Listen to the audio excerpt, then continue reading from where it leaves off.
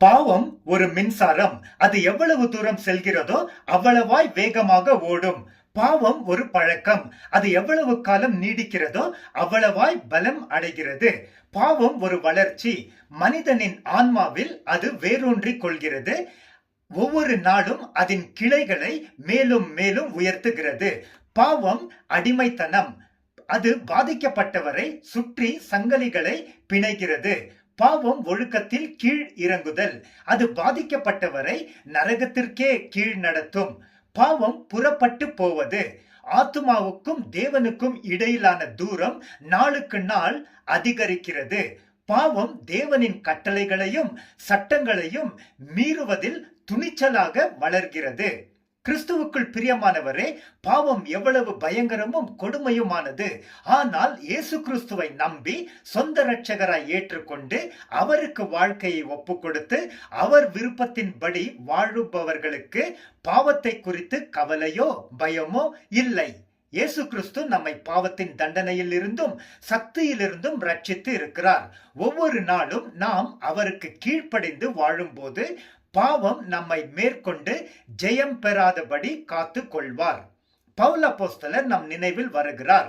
அவருடைய தனிப்பட்ட வாழ்க்கையின் பாவங்களை குறித்து நாம் சத்திய வேதத்தில் வாசிப்பதில்லை. ஆனால் அவர் கிறிஸ்துவுக்கும் அவர் சபைக்கு எதிராக கடுமையாக செயல்பட்டார். அவர் கர்த்தருடைய சீடர்களை பயமுறுத்தி கொலை செய்யும்படி பிரதான ஆசாரியனிடத்திற்கு போய் தமஸ்குவில் உள்ள கிறிஸ்தவர்களை பிடித்து கொண்டு வரும்படிக்கு அனுமதி கேட்டு பயணம் செய்தான். வழியிலே கிறிஸ்து அவனை சந்தித்து, சவுலே, நீ என்னை துன்பப்படுத்துகிறாய் என்று 2 முறை அறிவித்தார். அப்போஸ்தலர் 9:1-5. பின்பு தேவ கிருபையால் பவுல் ரட்சிக்கப்பட்டு வாழ்க்கை மாறியது. பாவத்தின் சங்கிலிகளும் உடைக்கப்பட்டன. அவனுக்கு கிறிஸ்து பாவத்திலிருந்து விடுதலை கொடுத்தார்.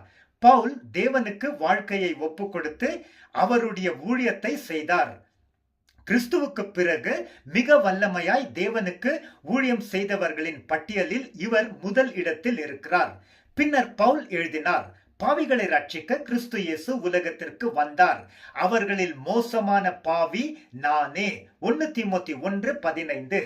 எப்படிப்பட்ட மோசமான பாவியையும் ரட்சிப்பதற்கு இயேசு கிறிஸ்து ஆயத்தமாகவும் போதுமானவருமாக இருக்கிறார்.